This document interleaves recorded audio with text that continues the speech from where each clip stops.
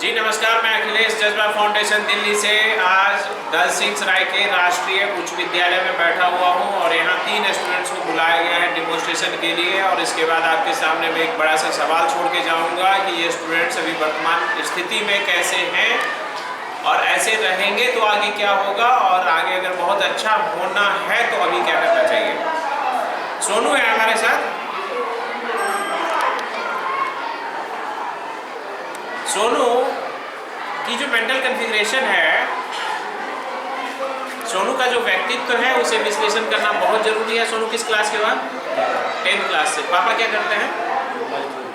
पापा मजदूरी करते हैं। बिहार में या तो अक्सर आपको मजदूर मिलेंगे या किसान मिलेंगे, और किसान छोटा मोटा किसान भी मजदूरी करते हैं क्योंकि उन्हें फसल उपजाने के लिए लागत की ज़रूरत होती है और कहीं से वो ला नहीं पाते हैं। फसल से इतना होता नहीं है, कम खेती होने की वजह से कि पूरा घर चला सके तो मजदूरी भी करना पड़ता है। और मजदूर के बच्चे भी IAS IPS बनते हैं, डॉक्टर इंजीनियर बनते हैं, लेकिन उन बच्चों में वो क्वालिटी का होना बहुत ज़रूरी है। अब सोनू के अंदर क्वालिटी है कि नहीं है? सोनू कितने भाई हो और बहन?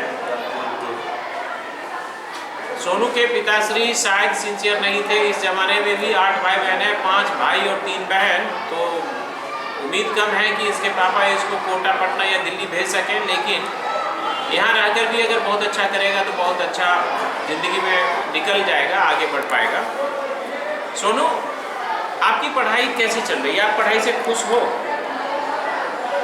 पढ़ाई तो अभी अच्छी चल रही है, पुलिस थोड़ा निकला नहीं। सोनू कह रहा है कि पढ़ाई बहुत अच्छी है। उसका रीजन मैं बता देता हूँ, ज़रा इस राइटिंग को गौर से सर को कहूँगा कि जूम करके दिखाएं। ये प्लानर है बहुत अच्छा, प्राइड एंड डिग्निटी, बहुत ही स्वाभिमानी है, इसको कोई उल्टा बोले बर्दाश्त नहीं होता है, लेकिन सोचता बहुत ज़्यादा है, समझदार बहुत ज़्यादा है। यह सच है कि इसकी पढ़ाई बहुत अच्छी नहीं है अकॉर्डिंग टू क्लास। जो प्लान बनाता है उस हिसाब से एग्जीक्यूट नहीं करते हो। प्लान जो बनाते हो कि हमें ये सब करना है, लेकिन वो सब काम को कर नहीं पाते हो, इससे लॉस होता है।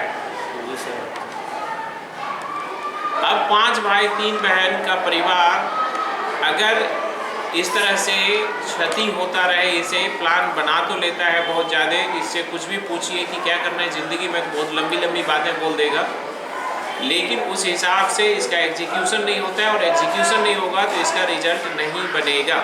मेहनती बहुत ज़्यादा हो, मेहनती बहुत ही ज़्यादा हो, लेकिन मैथमेटिक्स तुम्हारा बहुत अच्छा नहीं है। पढ़ने में टाइम बहुत ज़्यादा लगता है ना? पढ़ते समय कहीं से आवाज़ आती है तो डिस्टर्ब भी होते हो?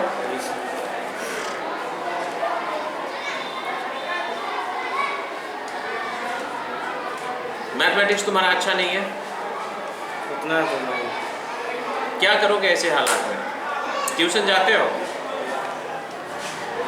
स्कूल से चूँकि बहुत बड़ा परिवार का है, परिवार मतलब नंबर ऑफ मेंबर्स बहुत ज़्यादा हैं, 8 भाई बहन ही हैं, मम्मी पापा 10 हो गए, खर्चे बहुत होंगे, ट्यूशन नहीं भेजते हैं पेरेंट्स।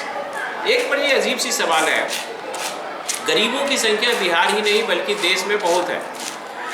अगर गरीब बच्चे को ट्यूशन ना भेजें तो क्या यह मान लिया जाए कि बच्चे वो आगे नहीं बढ़ेंगे? और अगर आगे बढ़ना चाहते हैं तो क्या करना चाहिए? क्या स्कूली शिक्षा संभव है कि उसे इस लेवल तक पहुंचा दें? शिक्षक जितने भी होते हैं अपने अपने स्कूल में अपने अपने सब्जेक्ट के माहिर होते हैं, उनसे उनके विषय में जितना सवाल पूछा जाए बच्चे टीचर्स बता देते हैं। यह बच्चों पर निर्भर करता है कि वो कितना सवाल पूछता है। कुछ टीचर्स ऐसे भी हैं जो अगर बताने में सक्षम नहीं है तो प्रतिष्ठा बचाने के लिए वो पढ़कर ही सही लेकिन पढ़ाते जरूर हैं।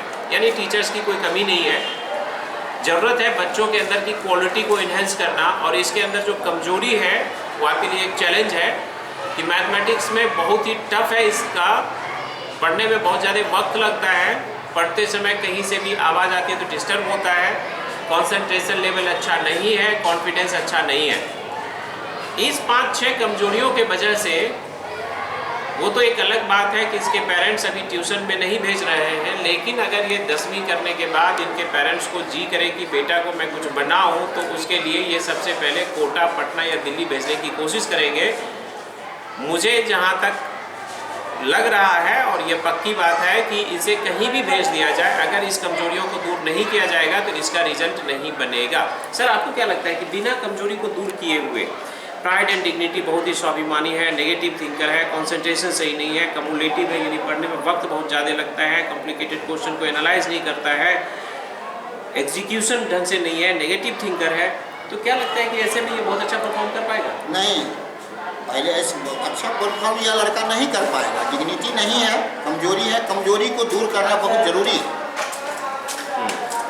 प्रत्येक छात्रों की जो कमजोरी होती है उसको दूर करना, उसमें रेमेडी देना बहुत आवश्यक है, ताकि वह कमजोरी दूर करके अपने जीवन में आगे बढ़ सके।